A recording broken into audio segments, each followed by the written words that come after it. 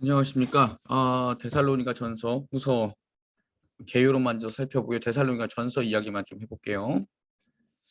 자, 데살로니가 어디 있었냐 하면요. 우리가 잘 아는 대로, 그 데살로니가 지방은 이쪽에 있지요. 2차 전도 여행을 떠나서 쭉 따라와서 어디로 갔을까요? 무샤에서 드로아에서 배를 타고 네아폴리로 가서 사모드라게 네아폴리 가서 빌립보에 갔다가 암비볼리에 갔다가 그다음에 이제 데살로니가를 갔죠. 사도행전 17장에 보면 이제 빌립보에서 데살로니가 갔다라고 나오는 것을 우리는 볼 수 있습니다.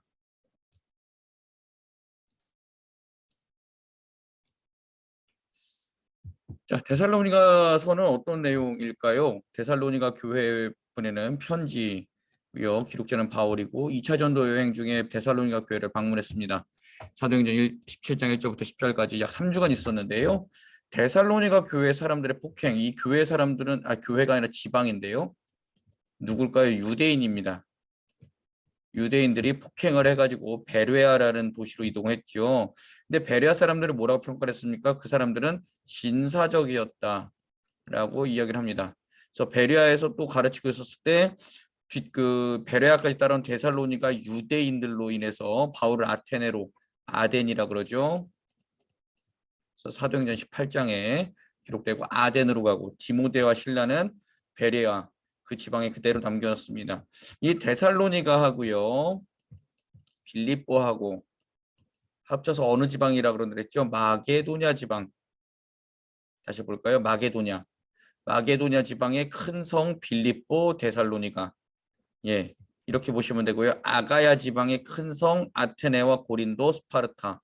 이렇게 보시면 되겠습니다. 마게도냐는 그 북그리스 그리고 그 불가리아 뭐 이런 쪽에 있는 데고요. 동유럽 쪽에 있는 쪽에 그 데살로니가가 있고요. 아가야는 이 고린도, 갱그레아, 펠로폰네소스 반도 이쪽에 있습니다.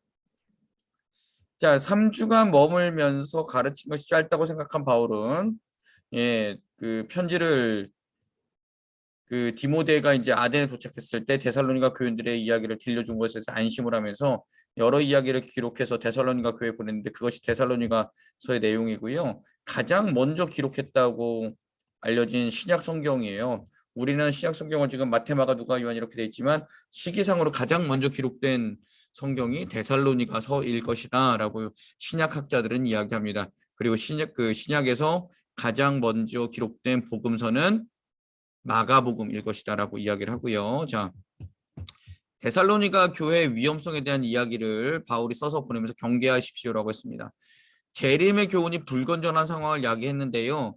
예수님 곧 오니까 어떻게 살면 돼? 일상 포기하고 재림만 대망하면 돼. 우리 옛날에 이런 사건 있었죠. 다미 선교회라고. 모든 사람들이 흰옷 입고 그 다미 선교회 거기에 모여가지고 우리 간다고 이제 하나님의 나팔 소리 부르면서 막 했는데 92년 10월 28일인가요? 아무 일도 안 일어났었죠.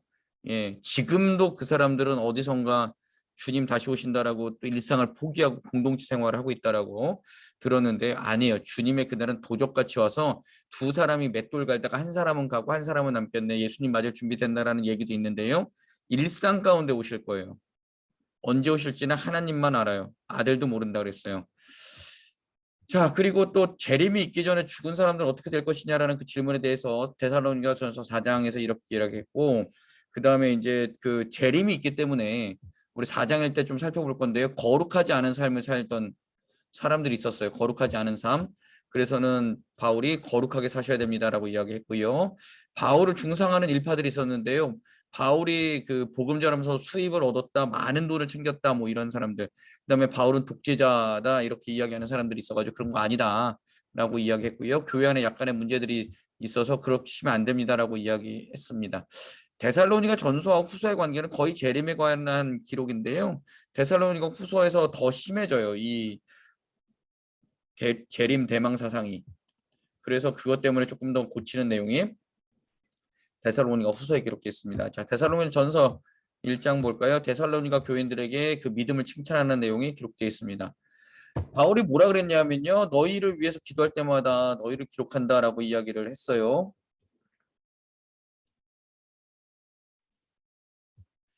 예, 그리고 믿음의 역사와 사랑의 수고와 예수 그리스도에 대한 소망을 우리가 기억한다라고 이야기를 했고요. 우리 바울과 디모데와 실라 우리 일행 2차 전도 여행의 일행은 말로만 복음을 전하지 않았고 능력과 성령과 큰 확신으로 가서 복음을 전했다. 그러니까 말로만 복음을 전하는 인간들이 있었다라는 거죠.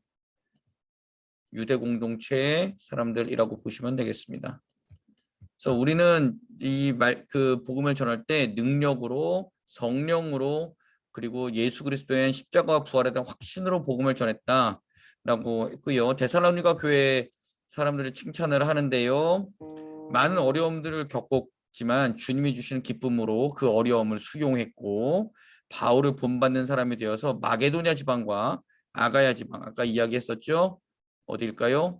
예, 북그리스와 남그리스 모든 지방에서 그 신앙의 모범이 되었다라는 것이 난 너희들이 굉장히 자랑스럽다라고 바울이 이야기를 한 겁니다. 특별히 9절과 10절에 보면 너희가 어떻게 우상을 버리고 하나님께로 돌아와서 살아계시고 참되신 하나님 섬기는지와 그다음에 예수를 너희가 어떻게 기다리는지 우리는 잘 알고 있다. 그러니까 여러분 참 잘하고 있습니다.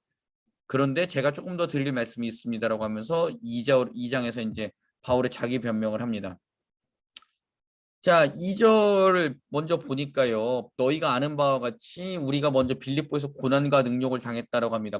빌립보에서 당한 고난과 능력은 뭘까요? 빌립보에서 예수를 전하다가 그 귀신 들린 여종 고쳐줬다가 옥에 갇혀가지고 수없이 맞은 거 있었잖아요. 그 사도행전 16장 사건을 바울이 이야기를 하고 있습니다. 사도행전 16장 사건. 그래서 사도행전 16장 31절에 굉장히 유명한 말이 나오죠. 주 예수를 믿으라. 그리하면 너가 내 집에 구원을 받으리라. 했던 것들 나오고요. 우리의 권면은 간사함과 부정과 속임수가 아니라고 합니다.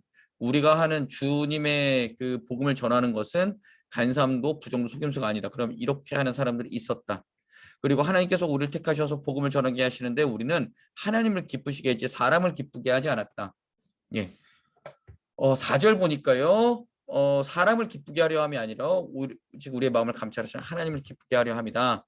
라고 했고요. 5절과 9절 말씀. 5절 너희도 알거냐 우리가 아무 때에도 아첨하는 말이나 탐심의 탈을 쓰지 아니한 것 하나님이 아신다. 9절 형제들아 우리의 수고와 애쓴 것을 너희가 기억한다. 너희에게도 아무에게도 폐를 끼치지 아니하였다. 밤낮으로 일하면서 복음을 전했다. 하나님이 우리를 아신다. 우리는 돈을 보고 복음 전하지 않았다라는 것을 바울이 지금 이야기하는 겁니다. 이 문제를 가지고 바울을 비난하는 사람들이 있었다라는 거예요. 전해봐. 어차피 복음 전하는 거 다 똑같아. 돈 받고 일하는 거 아니야. 그 이야기를 하고 있는 겁니다. 그래서 6절에서는 우리는 너희들에게 영광을 구하지 않았다. 우리가 높아지는 것을 구하지 않았고 개인의 영도를 구하지 않았다. 그것은 너희와 하나님이 우리의 증인이 되신다라고 그렇게 바울이 이야기를 했지요. 자, 근데 유대인의 그런 자기를 비방한 유대인의 죄들을 갖다가 열거를 합니다. 주 예수와 선지자를 죽였고 바울 일행을 내쫓았고 하나님을 기쁘시게 하지 않았고 모든 사람이 대적이 됐고 바울 일행을 방해한 것이 유대인의 죄다라고 이야기를 했습니다. 근데 이 주 예수와 선지자를 죽였다라는 이거 죽임인데 이게 죽였다라는 이 이야기를 가지고 누가 굉장히 나쁜 생각을 했었냐면 히틀러가 유대인들은 이런 죄가 있기 때문에 죽여도 된다라고 하면서 어디서요? 아우슈비츠에서 600만의 유대인들을 죽였죠. 이거는 하나님이 평가하실 거예요. 사람들이 평가할 게 아닙니다. 우린 그거 잘 알아야 돼요. 하나님 앞에 죄 지은 것은 하나님이 판단하시고 하나님이 심판하실 거예요. 근데 우리가 하나님에 대해서 남들을 정죄할 권리는 우리에게 없어요.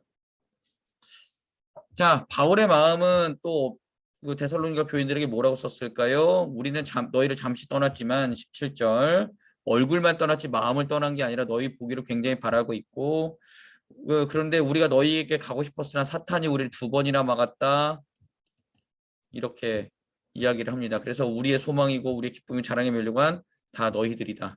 그리고 너희는 우리의 영광과 기쁨이다 라고 바울이 데살로니가 교인들을 칭찬을 합니다. 3장 볼까요? 자, 그래서는 이러므로 우리가 참다 못하여 우리만 아덴에 머물기를 좋게 생각하고 우리 형제 디모데를 너희에게 보냈다.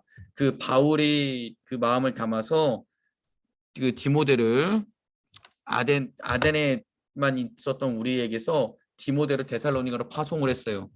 그래서 어떤 걸 설명했냐면요. 예수를 믿을 때 여러 환난이 있고 그 환난 가운데 또 흔드는 사람들도 있다. 5절. 이는 혹 시험하는 자가 너희를 시험하여 우리의 수고를 헛되게 할까 함이니라고 했는데 참 재밌죠? 바울이 어려워지고 그 다음에 복음 전하는 사람들이 어려워지면 꼭 그 틈을 파고드는 사람들이 있어요. 그리고 와서 뭐라 그래요? 바울 거짓 사도고 복음 전하는 사람 다 거짓말쟁이다. 그러면서 자기들의 복음을 전하죠. 이것을 갈라디아에서 뭐라 그랬다고요? 다른 복음. 그러면서 다른 복음을 전하는 자는 저주가 있을 거라고 바울이 그렇게까지 이야기하죠. 이거 되게 조심해야 됩니다. 우리가 환난 겪는 건 당연한 거예요. 왜냐하면 예수 믿다 보면 어려움이 있어요. 세상하고 부딪히기 때문이에요. 근데 그때마다 와서 너 예수 믿으면 그렇게 된다 그랬지? 야, 겉봐 하지 마, 믿지 마. 이렇게 우리를 조롱하는 사람들도 있고요. 야, 그거 말고 예수를 믿으면 다 잘 되는데 긍정적인 생각을 해봐. 긍정적으로 생각을 하고 긍정적인 말을 하면 너희는 다 잘 될 거야. 이렇게 이상한 소리 하는 사람들도 있습니다. 다 헛된 복음입니다. 예수 믿으면 환난이 있는 건 당연한 겁니다. 어려움이 있는 건 당연한 겁니다. 그것에 대해서 흔들리지 마십시오. 그러나 끝끝내는 누가 이기십니까? 하나님이 이기십니다. 그래서 우리는 이 믿음에 흔들리지 않아야 된다는 것을 꼭 기억하셨으면 좋겠고요. 디모데가 다시 귀환해가지고 믿음과 사랑의 기쁜 소식을 바울에게 전했습니다. 그래서 데살로니가 교인들의 마음을 전하는데 바울만 보고 싶어하는 게 아니라 우리도 당신 보고 싶습니다라고 했던 그 이야기가 큰 위로가 되었다라고 바울은 이야기합니다. 궁핍도 있고 환난도 있었지만 데살로니가 교인들이 와서 바울 선생님 보고 싶어요라고 해서 굉장히 내가 위로받았다라고 이야기를 합니다. 그러면서 내가 너희에게 가기를 간구하는데 내가 그 기도하는 내용은 너희의 믿음의 부족을 채우기 위해서 내가 정말 너희에게 가려고 기도한다. 그리고 모든 사람에 대한 사랑이 더 커지기를 내가 기도하면서 너희에게 가고 싶다. 그 마음을 굳게 하고 주님의 재림 때 너희가 하나님 앞에 더욱더 거룩하게 서기를 날마다 내가 기도하고 있으니 나를 잊지 말아달라. 라고 바울이 그렇게 이야기를 합니다. 4장 볼까요? 4장 거룩한 삶에 대해서 이야기를 하는데요. 어떻게 하면 하나님을 기쁘시게 할 수 있을 것인가 한번 잘 생각해봐라 라고 1절에서 이야기합니다. 그러면서 2절에 보니까 우리가 예수님으로 말미암아 너에게 어떤 이야기를 했는지 너희가 잘 알지. 하나님의 뜻은 이것이다. 거룩함이고 음란을 버리라. 3절 말씀입니다. 제가 못 펼쳤네요. 3절 말씀. 거룩함과 존귀함으로 아내를 대하고 하나님을 모르는 이방인처럼 세욕을 따르지 말라라고 하는데요. 이 당시에 그 로마 문화와 그리스 문화는요. 이런 격언이 있었다 그래요.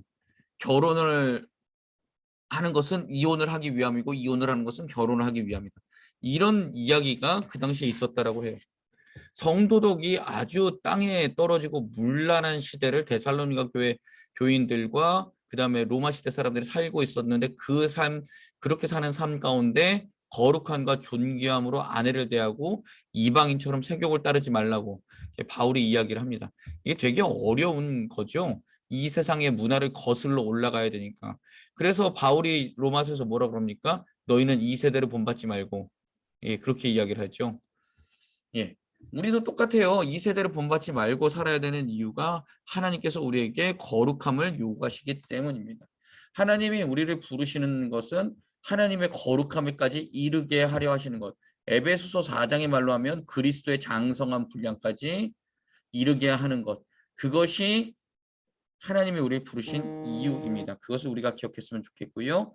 이 경고를 저버리는 사람은 성령을 저버리는 것이고 그래서 항상 거룩하고 존귀하게 너희가 살아야 된다는 것을 하나님 앞에 존귀한 자로 살아야 된다는 것을 권면을 했습니다. 그리고 9절부터 12절까지는 손으로 일하기를 힘쓰라라고 했는데 이게 어떤 배경에서 나왔냐면 아까 말씀드렸듯이 재림, 주님 오시는데 뭘 그렇게 열심히 일해. 조만간 주님 오실 건데 야 그냥 적당히 살아. 괜찮아. 어차피 주님 오시면 이거 다 놓고 우리 하늘로 불려 올라갈 거 아니야. 그래서 모든 일을 다 안 하던 사람들이 있었습니다. 그래서 손으로 일하기를 힘쓰고 남들에게 손 벌리지 말도록 다른 이들에게 신세지지 말라고 그리고 교회 외부인에 대해서 품위 있게 살아가도록 그 바울이 권면하는 내용이 있습니다. 자, 그 다음에 종말론적 교훈인데요. 4장 말씀. 자는 사람에 관하여 너희가 알기를 원하는데 소망 없는 다른 이와 같이 슬퍼하지 말라. 왜? 그 예수를 모르는 사람들, 교회를 안 다니는 사람들, 그 예수의 부활을 믿지 않는 사람들은 죽으면 끝이에요. 혹은 계속 윤회해요. 끝이 없어요. 그 고통 속에 살아가는 거예요. 그러나 예수 믿는 우리는 예수님과 함께 부활해서 하나님과 영원히 살아간다라는 그 믿음이 있기 때문에 슬퍼하지 않습니다. 그래서 여러분 교회 다니시는 분들의 장례식장과 교회를 다니시지 않는 분들의 장례식장을 가보면 분위기가 확 다릅니다. 교회를 다니시는 분들은 예배를 드리면서 성령의 위로와 소망을 품고 다시 만날 그 소망을 품지만 교회 안 다니시는 분들은 그냥 이걸로 끝이기 때문에 정말 그 장례식장 자리가 슬픔의 자리가 됩니다. 근데 우리는 장례식장이 소망의 자리, 다시 만날 꿈을 꾸는 자리, 주님의 위로를 받는 자리, 그렇게 되어 있죠. 그래서 소망 없는 다른 이와 같이 슬퍼하지 말라고 바울이 그렇게 권면합니다. 죽었다가 다시 살아나신 예수님, 그리고 예수 안에서 죽은 자들도 하나님께서 함께 데리고 이 땅 가운데 오실 것이다. 재림할 것이다. 그것을 꼭 기억해라. 주님 다시 오실 때까지 살아남은 우리는 주님 안에서 이미 잠든 사람을 앞서서 부활하진 않을 거다. 그들이 먼저 부활할 거고 그 다음에 우리가 부활할 거다라고 이야기하는데 주께서 오실 때 천사장의 소리와 하나님의 나팔 소리, 하나님의 나팔 소리 천지 진동할 때 이게 여기서 나오는 거예요. 하나님의 나팔 소리가 울릴 때 죽은 자들이 먼저 일어나고 살아남은 자들도 구름 속으로 올라가서 공중에서 주를 영접하고 항상 주와 함께 있을 것이다. 이게 바울의 종말론입니다. 그래서는 하나님의 때와 하나님이 다시 오실 그 다시 재림하실 그 때와 장소는 아무도 모르지만 그 재림하실 때 우리는 이렇게 될 것이다 라는 것을 우리는 꼭 기억할 수 있으면 좋겠고요. 5장 계속 보도록 하겠습니다. 자, 그래서는 때와 시기를 어떻게 한다고? 그날이 도적같이 이를 것이다. 그날이 도적같이 이를 줄 너희는 모르느냐. 이 노래가 여기서 나온 거죠. 예, 평안하다 평안하다 할 때 임신한 여인에게 해산의 고통이 찾아올 때처럼 확 올 것이다 라는 것을 우리는 기억해야 되고요. 우리가 그 막달에 이런 산모들을 볼 때 예정일이 대강 언제쯤은 알지만 언제 나올지 모르잖아요. 예. 그러니까 그것처럼 언제 올지 모르니 날마다 깨어 기도할 수 있어야 된다가 바울의 이야기입니다. 그래서 우리는 빛의 아들들이고 어둠에 속해 있지 않기 때문에 날마다 잠자지 말고 깨어 있고 정신을 똑바로 차려야 되고 그러기 위해선 믿음과 사랑의 호심경과 구원의 소망의 투구를 쓰고 있어야 된다. 그러니까 에베소서 가면 6장에 되면 여기서 뭐가 또 드러나죠? 소망의 투구뿐만 아니라 그 방패, 검, 평안의 복음의 신발, 허리띠 이런 것들이 늘어나잖아요. 예, 점점 신학이 발전하는 거예요, 바울도. 처음에 이걸 써놓고 나중에 에베소 교회 편지를 보낼 때는 여기서 조금 더 해서 믿음의 전신갑주를 입어야 된다 이렇게까지 이야기를 하죠. 그래서 주의 날에 도둑같이 임할 것이기 때문에 우린 날마다 정신 차리고 이런 것을 몸에다 붙이고 예, 마귀의 불화살 유혹을 이겨야 된다라는 것을 바울은 이야기합니다. 하나님이 우리를 세우신 이유는요. 예수 그리스도로 말미암아 구원 얻도록 우리를 세우셨고 그렇기 때문에 피차 격려하고 여러분 덕을 세우십시오라고 바울 이야기합니다. 그래서 마지막으로 교회에 권면을 하는데요. 무질서한 사람들이라고 한 것은 이건 게으른 사람들입니다. 게으르게 살아서 무질서한 사람들은 훈계라. 무엇으로 훈계할까요? 주의 교훈으로. 마음 약한 사람들을 격려해라.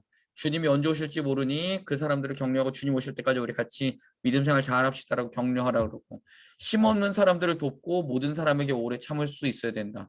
라고 교회가 이렇게 가르쳐야 된다라고 바울은 권면하고요. 악으로 악을 갚지 말고 모든 사람을 대하듯이 선을 따르세요라고 또한 이야기합니다. 그리고 그리스도 예수 안에 있는 하나님의 뜻은 이런 건데 항상 기뻐하고 쉬지 말고 기도하고 범사에 감사하는 삶을 살아가세요.